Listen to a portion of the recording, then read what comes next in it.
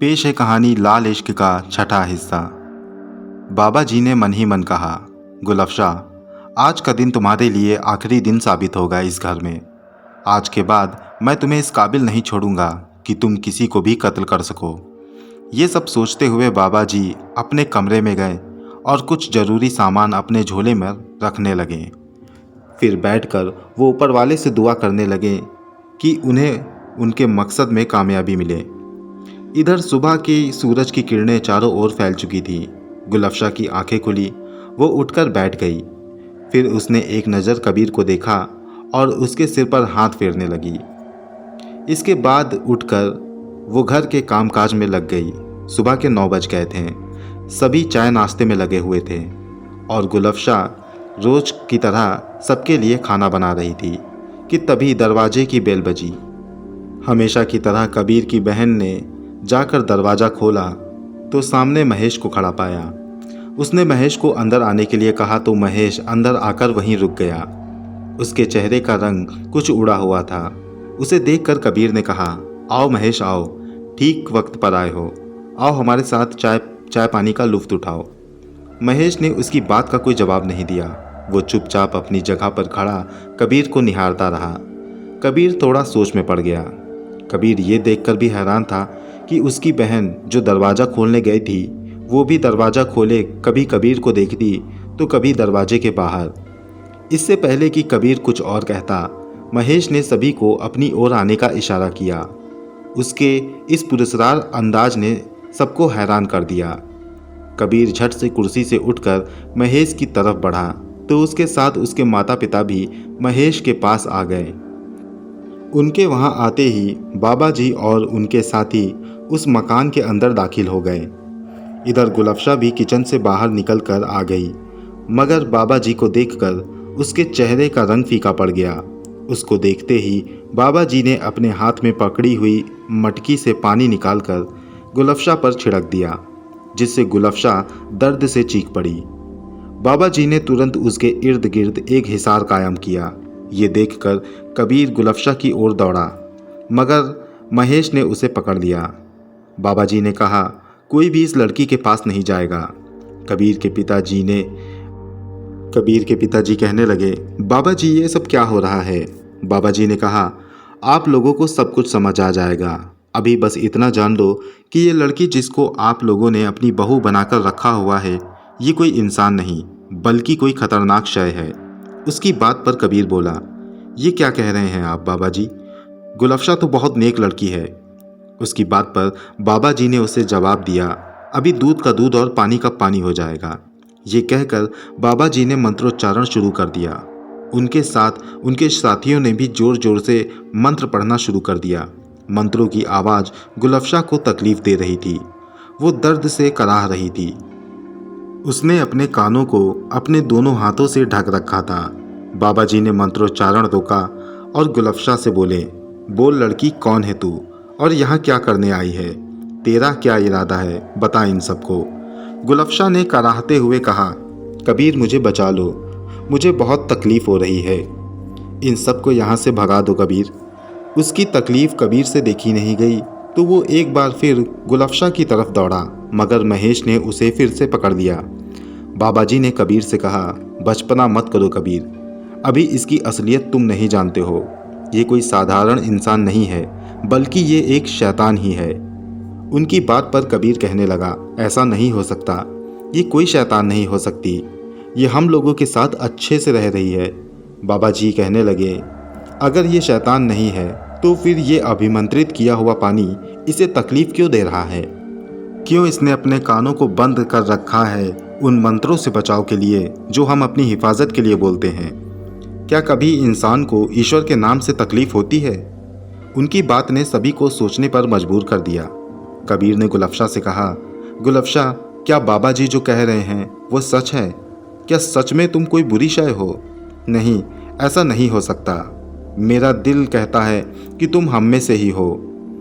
उसकी बात पर गुलफशाह ने कहा, कबीर, मैं तुम में से ही हूँ, मगर मुझे बचाओ वरना मेरी जान निकल जाएगी। इस पर बाबा जी कहने लगे, जान तो तुम्हारी अब निकलेगी। ये कहकर वो तेजी से दोबारा मंत्र पढ़ने लगे। और उस पर पानी का छिड़काव करने लगे, जिससे उसको बहुत तकलीफ होने लगी। उस घर में उसकी दर्दनाक चीखें गूंजने लगी।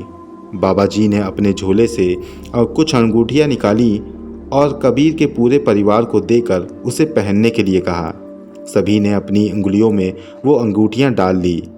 इधर बाबा जी लगातार गुलफशा को सताए जा रहे थे। बाबा जी के मंत्रों ने गुलफशा को बेबस कर दिया था।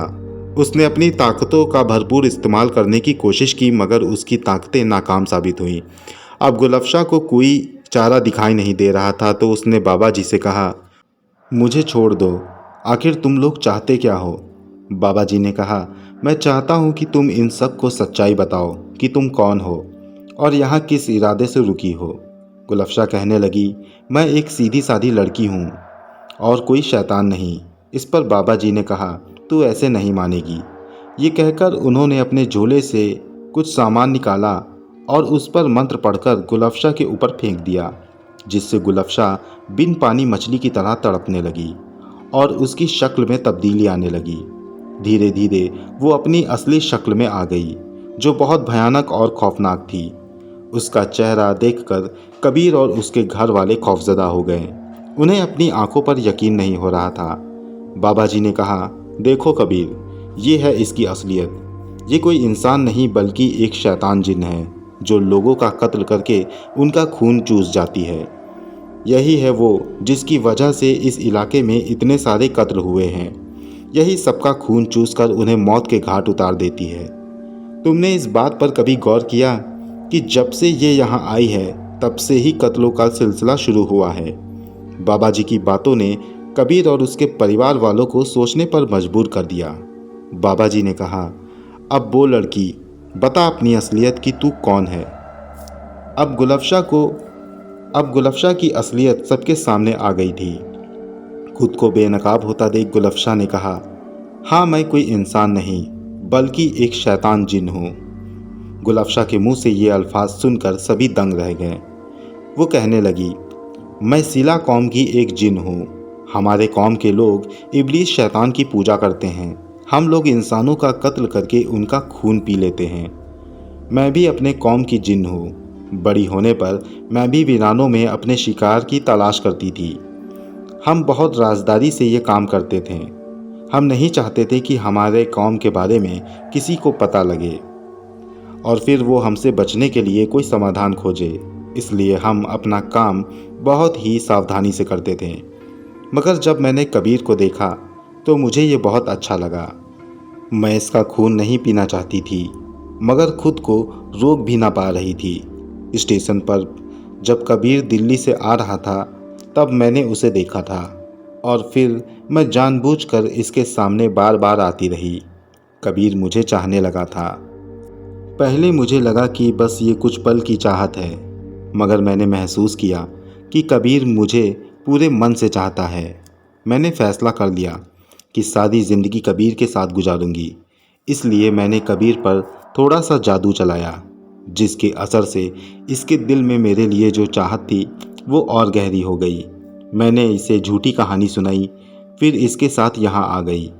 मैं कबीर को दुखी नहीं देखना चाहती थी, इसलिए मैंने कबीर के किसी भी दोस्त या रिश्तेदार को जान से नहीं मारा। मैंने सिर्फ बाहर वालों का कत्ल किया। मगर कबीर, मैं तुम्हें बहुत खुश देखना चाहती हूँ और आगे भी मैं तुम्हें बहुत खुश रखूँगी और मैं तुम्हें कभी दुखी नहीं करूँगी। मेरी असलियत जानकर मुझसे दूर मत जाओ कबीर। गुलफशा की हकीकत खुद उसके मुंह से सुनकर कबीर के दिल में उसके लिए नफरत जग गई थी। उसने गुलफशा से गुस्से में कहा, चली जा मेरी ज़िंदगी से शैतान लड़की, मुझे तेरी कोई ज़रूरत नहीं। गुलफशा कहने लगी, मुझे माफ़ कर दो कबीर। इस पर कबीर बोला, माफ़ कर दूं और वो भी तुझको? अगर सिर्फ तूने मुझसे झूठ बोला होता तो मैं तुझे माफ़ कर देता, मगर तूने लोगों को सताया है, उनकी जानें ली हैं। आदमखोर शैतान है तू। तेरा मेरा कोई वास्ता नहीं। तू चली जा मेरी ज़िंदगी से। तेरे लिए मेरे दिल में कोई जगह नहीं है। तेरी जगह सिर्फ नर्क में ही है। उसकी बात से गुलफशा को इस बात का एहसास हो गया कि कबीर अब उससे नफरत करने लगा है। इसलिए वो चीख कर बोली, अय नामुराद इंसानों, मुझे आज़ाद करो, वरना मैं तुम सब पर कहर बनकर टूटूंगी। उसकी बात सुनकर बाबा जी कहने लगे, कहर तो तुझ पर बरसेगा शैतान लड़की। इतना कहकर उन्होंने मंत्रोच्चारण शुरू कर दिया, जिससे गुलफशा चीख कर ज़मीन पर गिर गई। उसे अपना दम घुटता महसूस होने लगा। उसने मन ही मन शैतान इब्लीस को याद किया और कहा, ऐ शैतान इब्लीस, मेरी मदद कर। इधर बाबा जी लगातार मंत्र पढ़ते जा रहे थे कि तभी उन्हें कुछ अजीब सा अनुभव हुआ।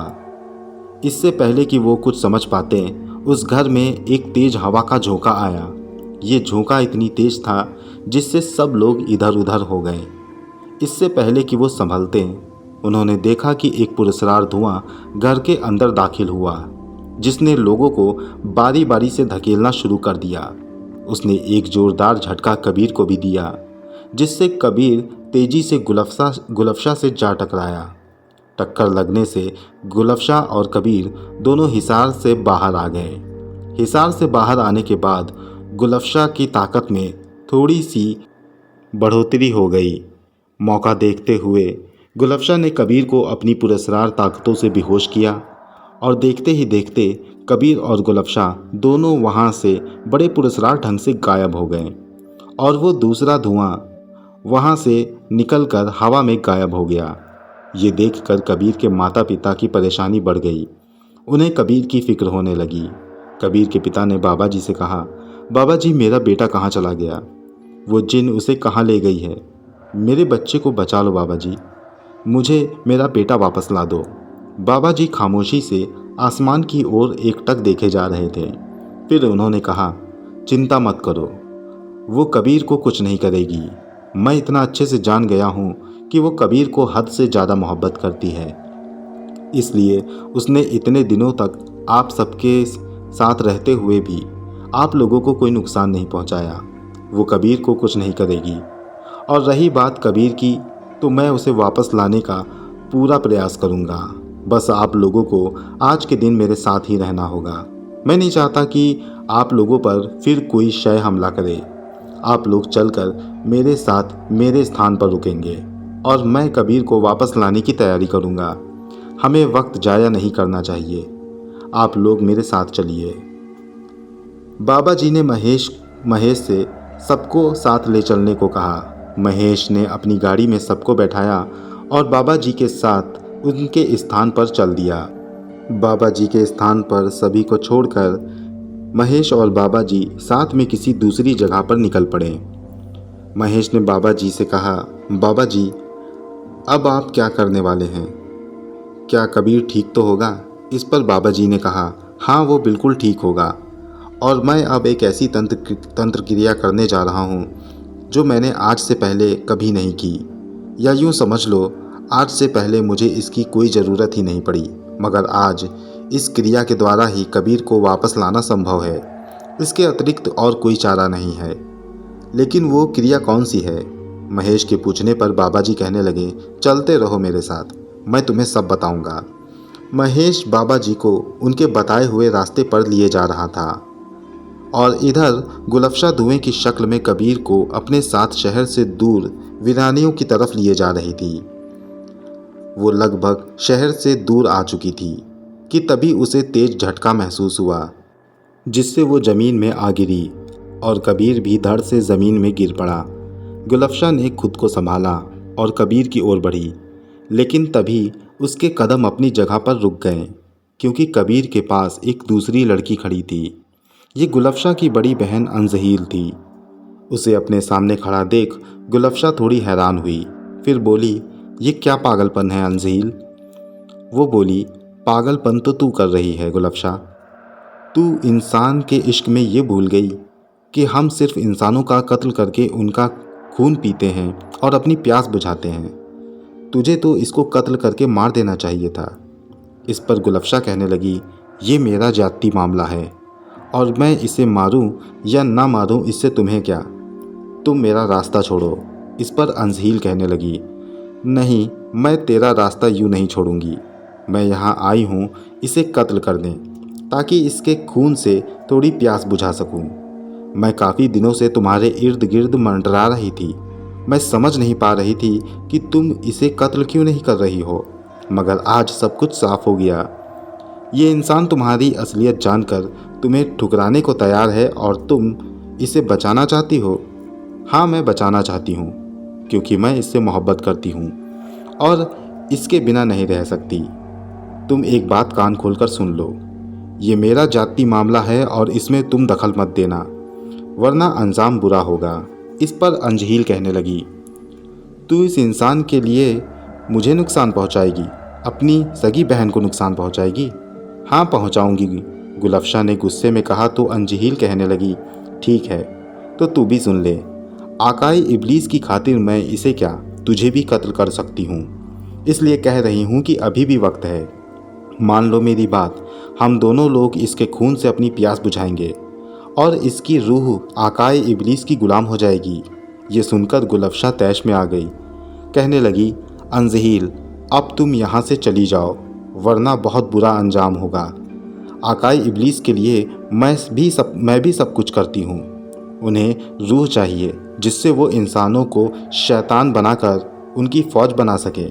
तो ये काम मैं कबीर को यूं ही उसकी याददाश्त मिटा कर सकती हूँ, जिससे वो अपनी पिछली ज़िंदगी भूल जाएगा और ख़ुद को आकाई इब्लीस का ग़ुलाम समझेगा। मैं उसके दिमाग में यह बात डाल दूंगी कि उसे आकाई इब्लीस ने बनाया है। इसके लिए कबीर को कत्ल करने की कोई ज़रूरत नहीं, और अगर तुम्हें अपनी प्यास बुझानी है तो किसी और को अपना निशाना बनाओ। अंजहील ने कहा, तो तुम अब इसे कत्ल नहीं करोगी, ये जानते हुए कि मैं जिसके पीछे पड़ जाऊं उसे मार कर ही दम लेती हूँ, किसी भी कीमत पर उसे छोड़ती नहीं। फिर भी तुम इसे मेरे हवाले नहीं करोगी। पागल लड़की, ये मत भूल कि कबीर के घर से मैंने तुम्हें निकलने में मदद की है। इसने तो तुम्हें मरने के लिए छोड़ दिया था, फिर भी तुम इसे कत्ल नहीं करोगी? गुलफशा कहने लगी, कभी नहीं। अंजहील ने कहा, तो फिर ठीक है, मैं भी देखती हूँ कि तुम इसे कैसे बचाती हो। आज अगर मुझे तुम्हारा कत्ल भी करना पड़े तो मैं पीछे नहीं हटूंगी। ये कहकर अंजहील ने कबीर पर हमला कर दिया, मगर इससे पहले कि वो कबीर को छू भी पाती, गुलफशा ने तेजी से उसकी ओर बढ़कर उसे धक्का दे दिया, जिससे अंजहील दूर जा गिरी। इस बात पर अंजहील गुस्से से खड़ी हुई। गुलफशा पर वो जानलेवा हमला करने के लिए दौड़ी और इस तरह दोनों जिन बहनों के बीच एक जानलेवा लड़ाई का आगाज हो गया। अंजहील गुलफशा की तरह बेशुमार ताकतों की मालिक थी। वो एक ताकतवर सिला कौम की जिन्न थी। दोनों एक दूसरे की जान की दुश्मन बन गई थी। कभी गुलफशा अंजहील पर भारी पड़ती तो कभी अंजहील गुलफशा पर। लड़ाई धीरे धीरे गंभीर होती जा रही थी। कोई भी हार मानने को तैयार नहीं था। जब अंजहील ने देखा कि गुलफशा पीछे नहीं हट रही है तो उसने अपनी तिलस्मी शक्तियों का इस्तेमाल करना शुरू कर दिया। ये देखते हुए गुलफशा भी तिलस्मी शक्तियों का इस्तेमाल करने लगी। अंजहील ने एक पुरस्कार तलवार निकाली और गुलफशा पर झपटी, लेकिन ये दांव उसका नाकाम रहा। मगर गुलफशा ने जब अपनी तलवार से अंजहील पर हमला किया तो उसका दांव नहीं चुका। उसने अंजहील का सीना अपनी तलवार से चीर दिया और एक खौफनाक चीख के साथ अंजहील की मौत हो गई। दोस्तों, ये कहानी जारी है। इस कहानी का अगला और आखिरी हिस्सा मैं जल्द आपके पास लेकर आऊँगा। ये कहानी आपको कैसी लग रही है हमें कमेंट बॉक्स में लिखकर ज़रूर बताएं। मिलता हूँ अगली बार इसी कहानी के अगले हिस्से के साथ। तब तक के लिए गुड बाय।